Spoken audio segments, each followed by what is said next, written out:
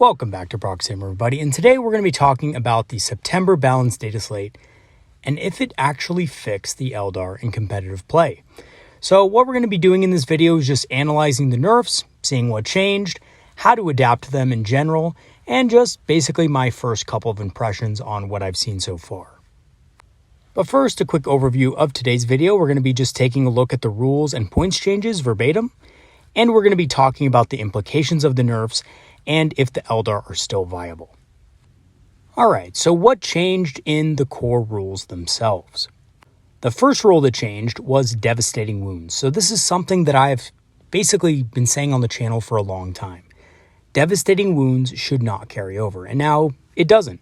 Devastating wounds just ignore armor and invul saves, but they no longer count as mortal wounds, so they don't spill over on new targets. One attack means a maximum of one model killed no matter what, which is a fantastic change. It basically means that weapons that were designed to kill big targets, large targets like monsters or vehicles, are still going to be effective against those types without being effective against infantry as well.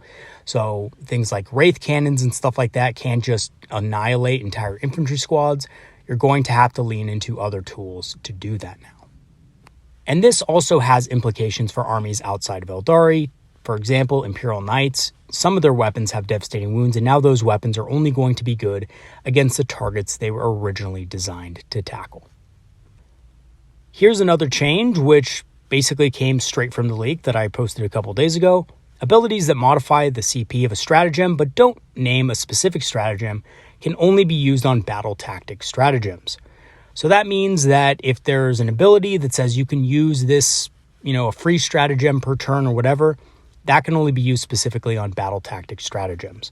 This is to prevent the abuse of certain stratagems like Overwatch or other powerful faction-based strats, which is good. I was getting really tired of, getting Overwatched 3 times in a single turn. It also doesn't seem to apply to super heavy units, so things with the Aircast Colossus, Striding Colossus, or Towering Wraith construct abilities will not be able to be affected by this whatsoever. Abilities, on the other hand, that also increase the command point cost of enemy strats also can only be used on battle tactic stratagems. This hurts the Dark Eldar a little bit, and I know a couple of other factions have it, like the Assassins. I think they actually name one here, the Calidus Assassin. Basically increases the command point cost of a stratagem in the opponent's army. This can now only be used on battle tactic stratagems. So the core stratagems of our index that are, needed for our army to perform well on the battlefield are now going to be mostly unaffected. Rules that also allow you to use a stratagem more than once but don't specify can only be used on battle tactic strats as well. So for example, the Autarch on foot being able to use another stratagem an additional time on the unit of Guardians or Storm Guardians that he's with will not be able to Overwatch a second time if you've already used Overwatch that turn because it is not a battle tactic strat. Overwatch itself has also changed and gotten a significant nerf. To fire Overwatch, you now must have line of sight to the target to Overwatch, and that basically means indirect fire weapons cannot do this. Titanic units also cannot Overwatch. So you can't use Overwatch with indirect fire if you're using that ability. Of course, if you do have line of sight to the target, you can still Overwatch. And Titanic units cannot Overwatch as well. So things like the Wraith Knight and other big towering, Imperial Knights or Chaos Knights cannot benefit from Overwatch, which is good. I thought it was a little bit ridiculous that big things like the Wraith Knight or, Imperial Knights could Overwatch with all of their guns for only one command point. I thought that was a little bit too much, and I'm glad that they got rid of that. Insane Bravery is another one that changed. Basically, this became worse because now you can only use it once per battle. So I think GW's way of saying, hey, Battle Shock still matters, guys, is basically reducing the number of times you can use Insane Bravery. So I found myself using this a couple times here and there, but not often enough for it to make that much of a difference. So I think this is a, weird change. I would have hoped that they would make a more substantial change to Overwatch, but it looks like this is what we're going to get for now. Here's another great change that wasn't mentioned in the leak, but towering units no longer ignore obscuring terrain via ruins. Flyers do still ignore them, but towering units now must, just like every other unit on the board, account for ruins when trying to determine line of sight. So you can now hide your units safely again behind ruins and not worry if that enemy Wraith Knight or that enemy Imperial Knight is going to wipe you off the board in a single turn. Furthermore, there's another change to the core rulebook in the rules commentary, and that's basically units that have already shot are not eligible to shoot. So that whole thing the Tau were doing where they were, basically counting as an observing unit and also as a firing unit in the same turn, you can't do that anymore. I'm sorry to the Tau. They're not that strong right now, and that was probably one of the things holding them together as a faction. But it was cheese. It wasn't designed that way, and I understand why GW changed it. So basically, yeah, units that have already shot are not eligible to shoot and therefore can't be affected by any rules or things that require a unit to be eligible to shoot. The other change directly affects us, and that is vehicles with bases. So all of our skimmers have bases, and basically that means that distances are measured from the hull just like last edition. And this is how I was playing it, but apparently some rules mongers and like really highly competitive play and stuff like that were claiming that because the model had a base, you had to do all the measurements from the base. So I think most tournaments understood that this was stupid, but I think there were some instances out there, at least, as I've heard on the channel Discord and stuff like that, of players actually calling this out and saying, no, you have to measure everything by the base. That's the rules as written. So unfortunately, there was some of that, and now this has been clarified. Okay, so the main change to the Eldar was actually Phantasm. So Phantasm can only target Eldar infantry now. It cannot target vehicles, mounted units, or monsters. So basically Wraith Lords, Wraith Knights, any of our skimmers, and unfortunately our jet bike units, which I thought should have been included here, cannot be targeted with Phantasm. And honestly, I think this is a fine change. I think it encourages Eldar players to use more infantry in their lists, which is perfectly fine. I was using Phantasm on Scorpions and Rangers and things like that for a while, so I do like this change, although I do think they should have included jet bikes with it. Okay, so on for the direct Eldar points nerfs. The Eldar received several nerfs to their points, which we all saw coming, but luckily most of the units that were not considered overpowered did not get touched. So that's good. A lot of our units just didn't get touched. So let's go ahead and dive right into it and see what exactly changed. So first of all, Azurman is up 10 points. I presume this is because of Overwatch and the fact that he basically passes out free Overwatch on his unit of Dire Avengers, and they in turn have a better Overwatch than most units. So I can see why they increased the points on him. Doesn't make that much sense to me, but thinking about Overwatch and the problem that it presents in a lot of games, I can see why. The Autarch and the Autarch Skyrunner went up 10 points, which isn't that much. It's not that big of a deal, but the Autarch Wayleaper went up 35 points. So this is because not only is the Autarch Wayleaper way better than the other two, but it's a lone operative. So, most lone operatives in our index actually did get a points hike as well. So that's probably why, and probably due to the fact that the Autarch Wayleaper is just better. The Avatar of Cain also increased by 40 points, which again, I can see why it did, especially with how powerful it is. I just did a video on this, and I presume that now it's going to be included in competitive lists from here on out. Even at plus 40, I think it's just a great model. Now that the Wraith Knight is essentially dead, competitively, I think the Avatar of Cain is going to take over. Dark Reapers increased by 5 points for 5 and 10 points for 10. This isn't because Dark Reapers were OP, it was because the Exarch could take a Tempest Launcher, which is an indirect fire weapon. So they forgot to nerf that last time, that escaped the nerfs, they caught it this time, and they increased the points just a little bit. Because yeah, the Tempest Launcher is good, but it's not the greatest indirect fire weapon out there. The Death Jester got a 15-point increase, which isn't that bad. I think that's fair. I think the Death Jester costing 15 points more is a fair kind of thing. It's basically like taking Fate's Messenger again. So if you just think about it that way, you have to pay a little bit more for the Fate's Messenger bonus. I think, Death Jesters are still very good for their cost. The Farseer and the Farseer Skyrunner got increased by 15 points apiece. Again, this is one of those changes that make sense, right? Changing a Strand's Dice to a 6 is very powerful. Fortune is very powerful, and so is Guide. So, being 15 points more expensive isn't the biggest deal in the world, I think. I think these models are still going to be seen in lists and be very competitive within them. And this is something I didn't see coming, but Eldrad got nerfed. I thought he was expensive before, but they decided to nerf him by 10 points. Eldrad is just one of those models that was really good in the beginning of the edition, but when they nerfed Strands of Fate, he became less valuable. I still think he's good, but did he deserve a nerf? Probably not, and I think it's just because he ended up using Mind War on one of the GW developers, forcing him to rub his boss's bald head. And GW wanted to teach him a little bit of a lesson and give him a little bit of a nerf. But other than that, I really don't see any good reason why Eldrad got a points increase. Now, this is another thing we saw coming, the Fire Prism. We knew it was going to increase in points. I didn't think it was going to quite increase to 180. Thought it was going to be maybe 175, something like that. Maybe even less, 170, but it looks like it did get a 30-point price increase, which means that you're probably going to see less of these on the battlefield. They're just really expensive. I do still think they're worth taking. I just don't think 3 of them would be the answer because it would, eliminate too many other units that are needed in your list. Illic Nightspear went up 5 points, and basically that's because he gives Lone Operative to his unit. I mean, I think he's good. I think he's a powerful model. I don't think he's that powerful, though, so I don't really think it was a big deal that he got nerfed by 5 points. It doesn't make a difference to me, but the fact that they touched him at all is a little bit weird.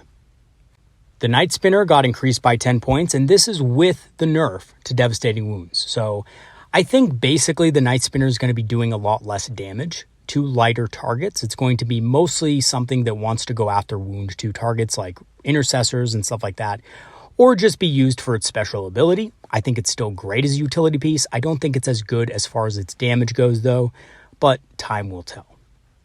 Support weapons got another points hike by 20 points, and this is one of those things where I just don't think it's needed, right? Support weapons, the other 2 options, the Shadow Weaver and the Vibro Cannon, are awful.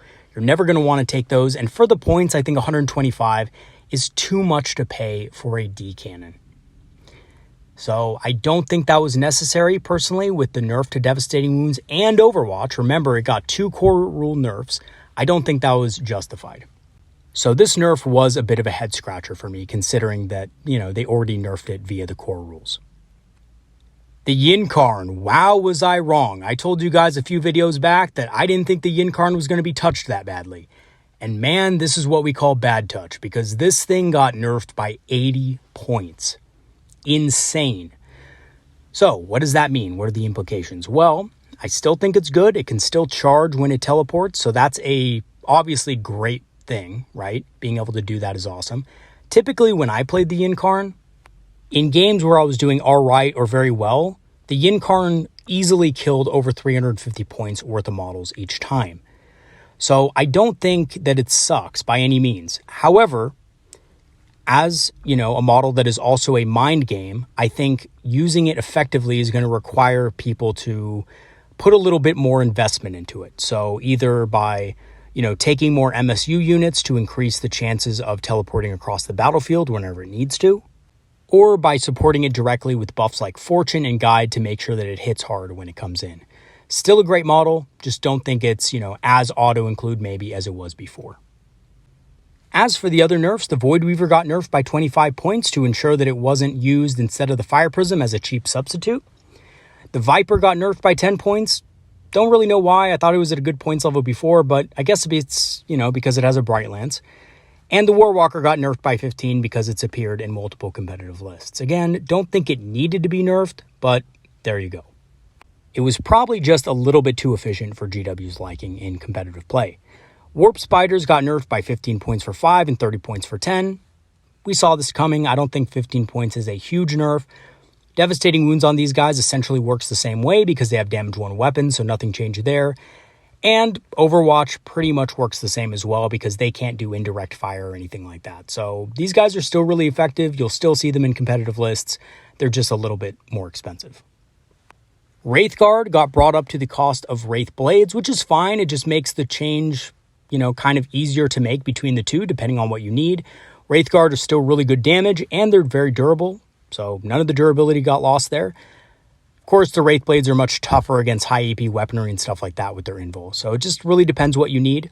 The Devastating Wounds nerf did hit the normal Wraithguard pretty hard, means they won't be able to kill infantry that effectively anymore, but will still be good against heavy targets, which is probably what they should be used for anyway.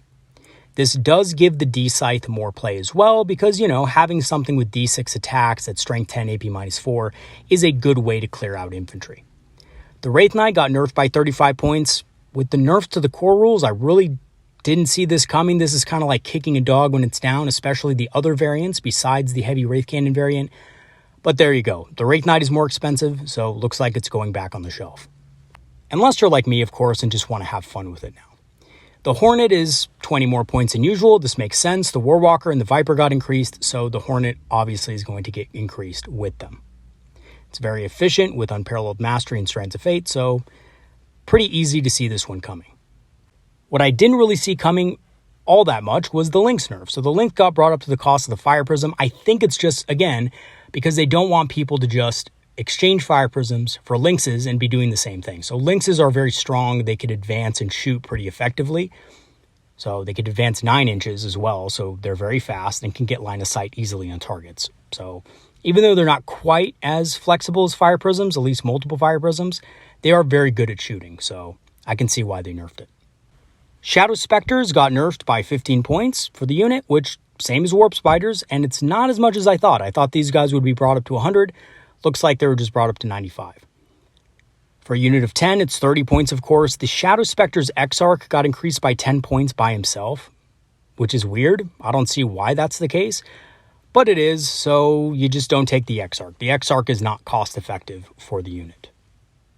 I would still expect to see these in competitive play because they haven't lost their blast rule on their disperse shot, and they do very good damage for their price point, even at 95 points, and they can stay out of line of sight fairly easily with their ability. The Warp Hunter, believe it or not, got a nerf. I don't know why, but it got a nerf. It was not a great tank before. It's not a good tank now, but GW didn't care. They gave it a nerf. I guess the Warp Hunter, bad touched him or something like that, and they felt that they had to nerf it just a little bit. The Skothak Wraith Knight, I hope I said that right this time around, got increased by 50 points, which is kind of an insane increase. I understand why, but with the nerf to Towering and the nerf to Devastating Wounds and things like that, I don't really see the purpose of nerfing this thing. I guess because they didn't want it to just replace the Wraith Knight.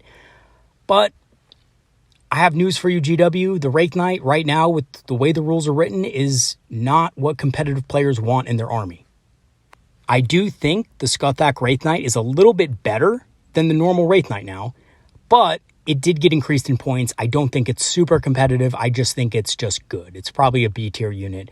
Effective at what it does, but because it has extra mobility, it does, in my opinion, give it a little more strength over the regular Wraith Knight.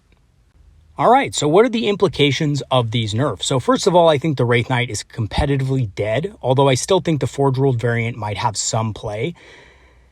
And again, I don't think it has much play, but I think it's a little bit better than the regular Wraith Knight, just because its weapons are a little bit more adaptable to short ranges, and they do better damage at short range, which you're going to need now in a line-of-sight dense environment. Fire Prisms might need to be reduced and replaced by other units. So Fire Prisms are very expensive. $180 to pay for a tank is a lot. They are still effective. You can still use them, but I think people will be looking for alternatives. Fire Dragons and a Falcon with Fuegan might be a great alternative. Fire Dragons are very good. A lot of people down on them and stuff like that and rip on them for not being efficient, but at their price point, especially now compared to other Eldar units, they're looking pretty good. And with a Fate Dice, Fuegan can basically kill a Wound 12 vehicle on his own. Support weapons are now, in my opinion, too expensive, although with the Towering nerf are slightly safer. So they're slightly safer against Towering, but they're still very vulnerable against indirect fire. So that's something you have to keep in mind. Support weapons are squishy, they can hide very effectively, but if something can hit them hard, it will hit them hard and it'll kill them very easily, and 125 points is a lot to pay for that. And I think in most cases, I would just prefer to have a Warwalker or a Hornet. Lone Operative spam will be reduced. So because the Way Leaper and the Death Jester got points increases for being Lone Operatives, essentially, I think there's going to be less Lone Operatives in most Eldar lists. I'll still probably be running a Way Leaper just because I have the model. I think it's cool. I don't care how many points it costs. It's awesome. I have it painted, so I'll be using it. But Some players might be swapping it out for the regular Autarch on foot, just throwing a Phoenix gem on it and just calling it a day, just hiding it behind some ruins to farm CP for the rest of the game. It's cheaper, it's only 75 points for the foot version, and if you're just having it for CP, why spend the extra points for the lone operative variant? So are the Eldar still viable in competitive play? Yes, they are. We still have access to our faction and detachment bonuses, which are very good, give us a good boost to our damage for taking out big threats. We also have a lot of play with our fast units and aspect warriors, most of which have escaped significant nerfs and were solid before. Things like Dire Avengers, Fire Dragons, Swooping Hawks, Striking Scorpions, all of those units were solid before and haven't been touched. So I do still think they're going to be very good. I think we're going to be good in competitive play once the meta settles down a little bit and we hit our stride once more. The nerf to Overwatch and Towering will also help our more fragile units also, so we have better matchups against things like Imperial Knights and Chaos Knights if we don't get first turn. We can hide better and therefore execute our battle plans more efficiently. In addition, Genestealer Cult got nerfed pretty significantly. Now they basically have to roll each time a reinforcement unit comes in. So they get +1 for battle line and +1 for if it's, the first or second turn, but that's about it. There's a chance that the reinforcements won't come in, and that will cut a lot of their efficiency out of the equation.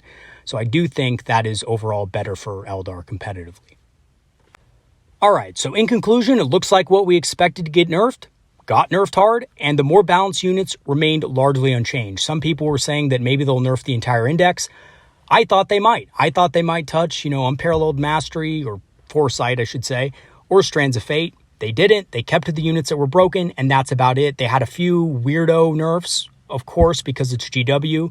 Some of those units bad touched them, obviously, like Eldrad and the Warp Hunter. So they felt the weird need to nerf those. But other than that, I think the nerfs were pretty fair. I think they were pretty justified. Some of them might be a little too high, but that was expected because of how much hate the Eldar were getting in the competitive and tournament scenes. So I can understand that a little bit.